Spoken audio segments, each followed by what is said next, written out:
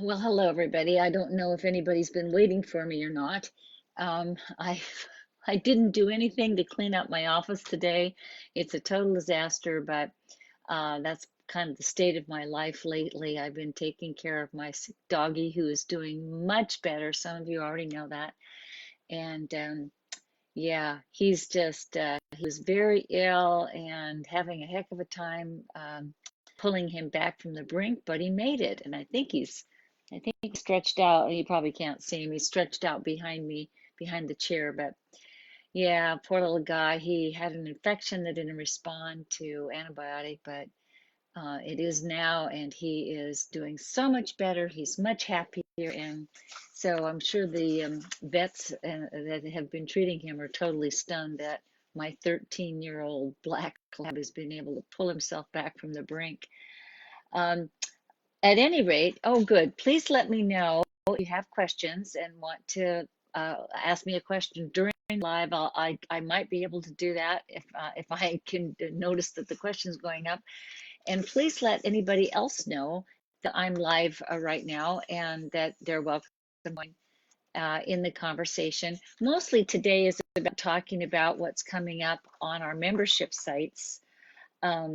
We've got a calendar um, on Facebook that lists the events that are coming up on two different websites. The Meetup site, Asperger Syndrome, our partners, and then the private membership site, Asperger Syndrome and Relationships, Life with an Adult on the Autism Spectrum. I'll talk about all the video conferences and teleconferences that are coming up in March and plans for, details and changes that are coming along. I think it's pretty good. The theme for March is pretty much about how to communicate with people on the autism spectrum, especially those that we're closest to. Um, and one of the things that you might have noticed is that I was offline for a little bit, and then we came back on Meetup, excuse me, on Facebook, because uh, trying to say things in such a way that we get past the sensitivities of everybody involved on the autism spectrum, both non-spectrum people and spectrum people. It's not so easy to choose the right words. But fortunately, most people got past the distress over my choice of words and actually got to the heart of the meaning.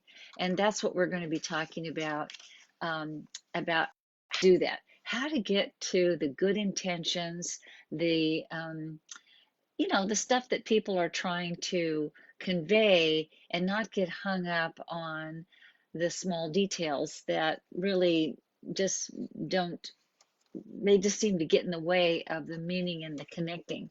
So let me kind of run down the conferences that I have planned for this month, and I'm hoping that some of these will, um, you know, be of interest to you. Oh, and by the way, if you aren't a member of either of my groups, please do check them out. There's the Meetup group, Asperger Syndrome, and on Meetup, and then the private membership group is Asperger Syndrome and Relationships, Life with an Adult on the Autism Spectrum. And in fact, I was called on the carpet for using the term Asperger syndrome, since that doesn't really technically exist in the Diagnostic and Statistical Manual of Mental Disorders. That term has been replaced. But the term still is so popularly used and people know it that it's just easier to keep using that term. But you might hear me say autism spectrum disorder. You might hear me say high functioning autism.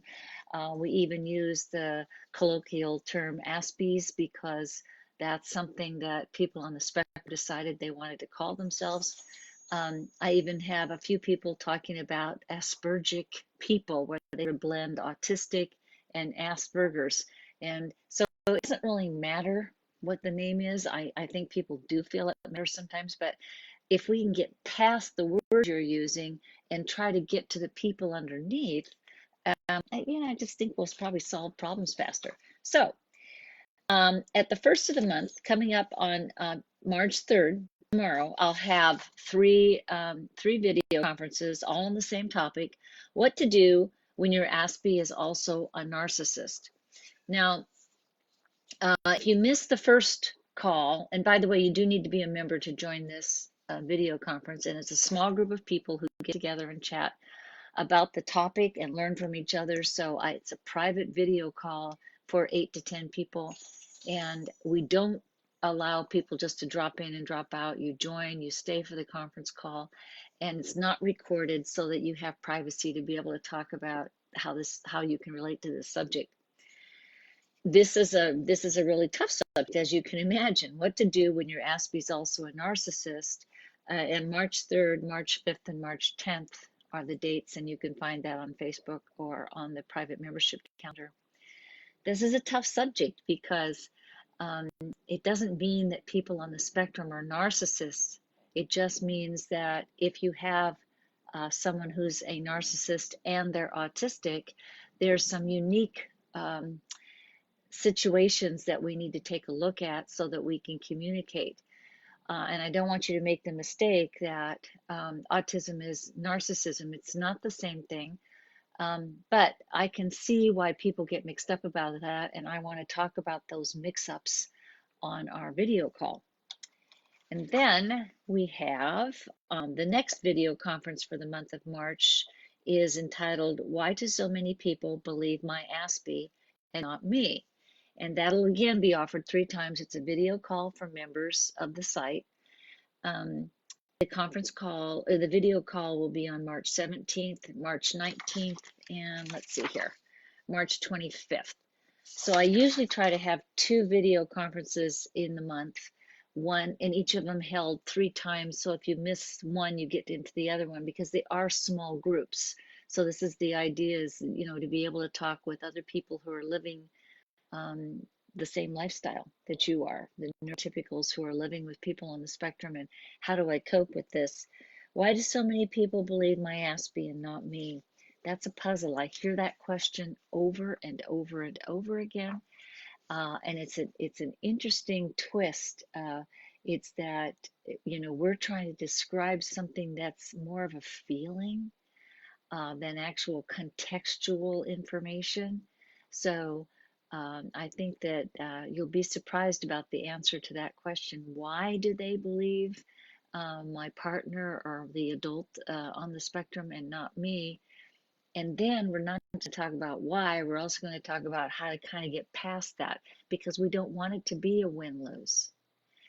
One of the reasons that somebody kind of goes toward one side or the other is if the question is posed in a win-lose way, and people on the spectrum do tend to think that way.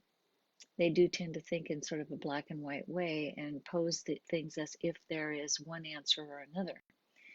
And maybe there's not. Maybe there's lots of ways to look at this. So those are the 2 main video conferences. And then I have looks like we're missing the teleconference on my list here. We've got a MeetUp teleconference coming up in March, on March 20th.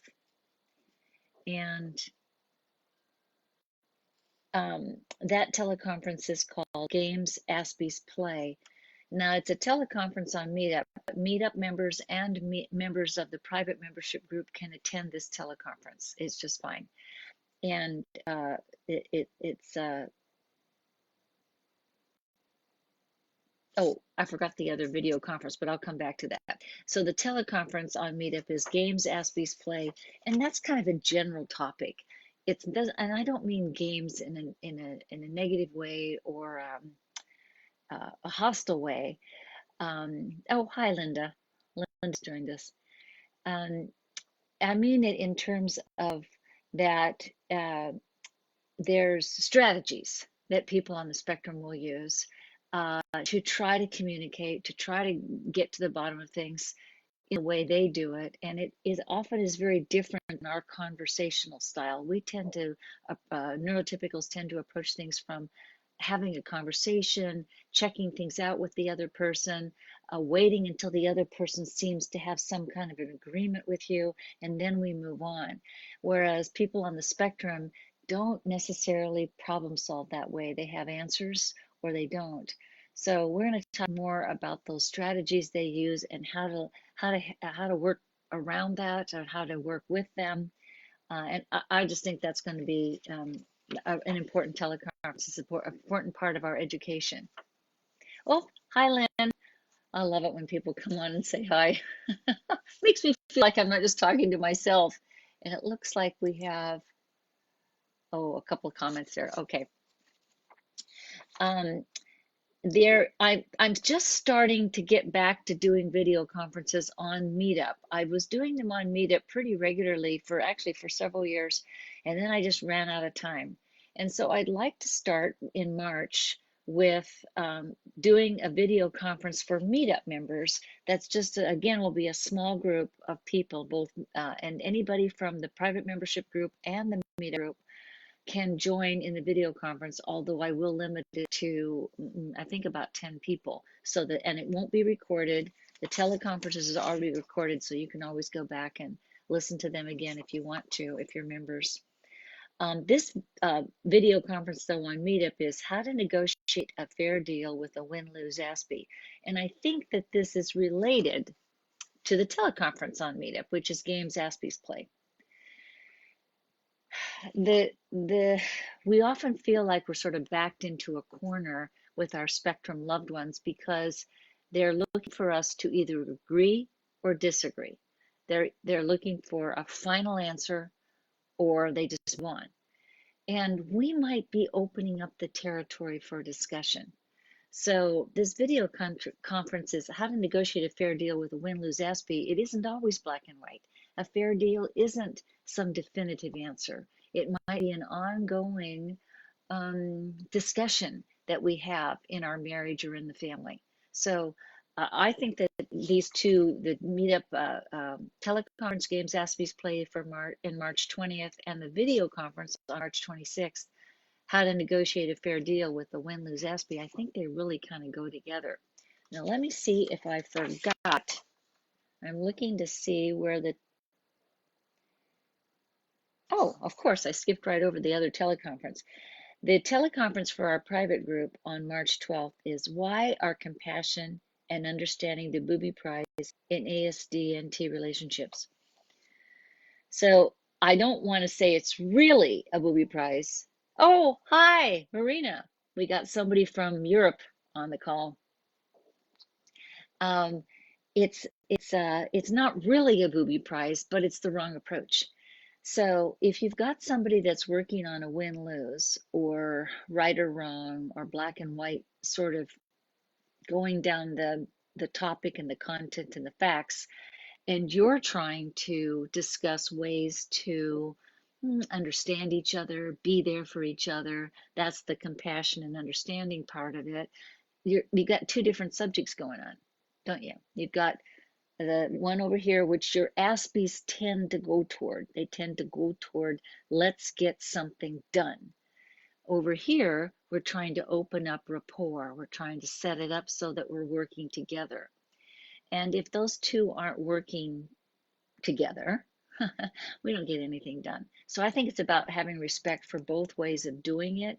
But if we are trying to do the understanding, empathic, respectful approach with our spectrum loved ones, a lot of times they kind of wonder when we're going to get to the point.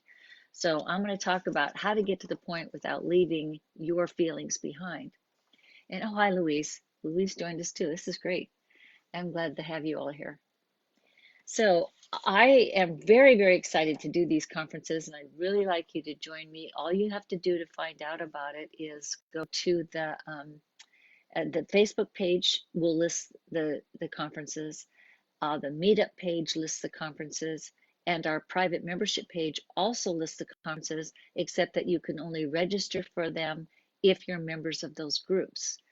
And you can always come on Facebook and also join our private group on Facebook where you are able to talk with each other about the same subject. It's not that you're limited to Meetup or the private membership group. You can come on Facebook and talk about these things if you've joined. And the only people who join our private group on Facebook are also neurotypicals, non-spectrum people. So we're talking only about that side of things.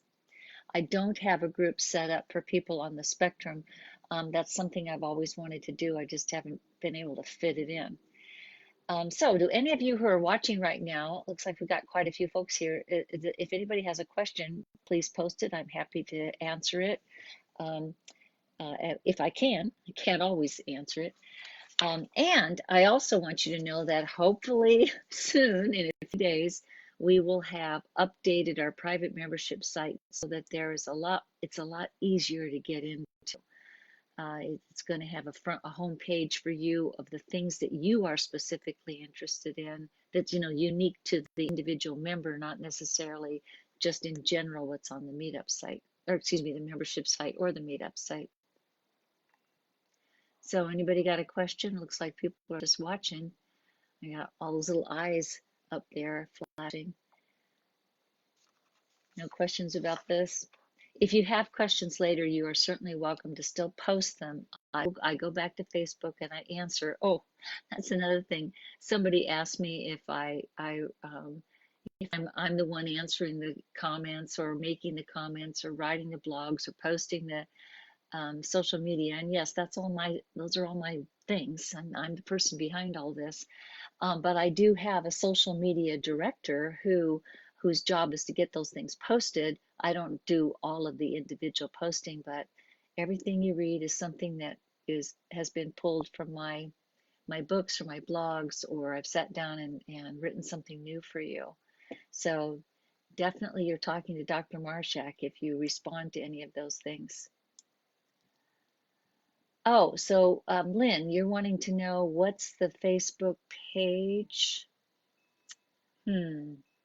It's well, now you're probably asking me something that technically I don't quite get, but I think you mean how to join the private Facebook page, and all you have to do is send a request to me, and then you can join the private Facebook page. Otherwise, what happens is you just see what's available to the public. But if you want to dialogue with other private Facebook page members, then you need to join. I hope that makes sense, and I might even have Daniela explain a little bit more because I'm not always up to the technical stuff. Okay, so anybody else got a question for me about any of these topics? Narcissism, why do people believe my Aspie and not me? How to negotiate a fair deal, games Aspies play. These kind of provocative titles, and that can always stir up a lot of feelings, but I I just think our lives are too important not to talk about the stuff we have to deal with every day, day in and day out. So I'm willing to do that. Still kind of quiet there, huh?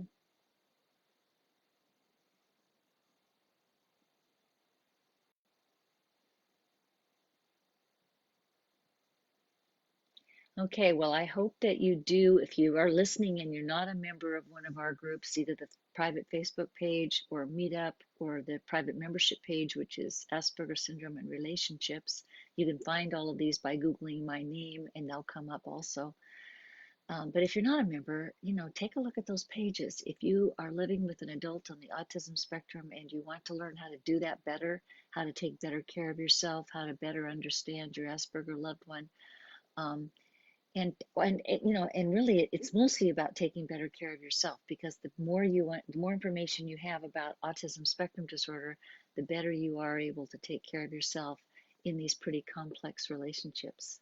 So we're back on Facebook, and I'm glad to have you here, and I hope I see you soon. Alrighty, take care everybody.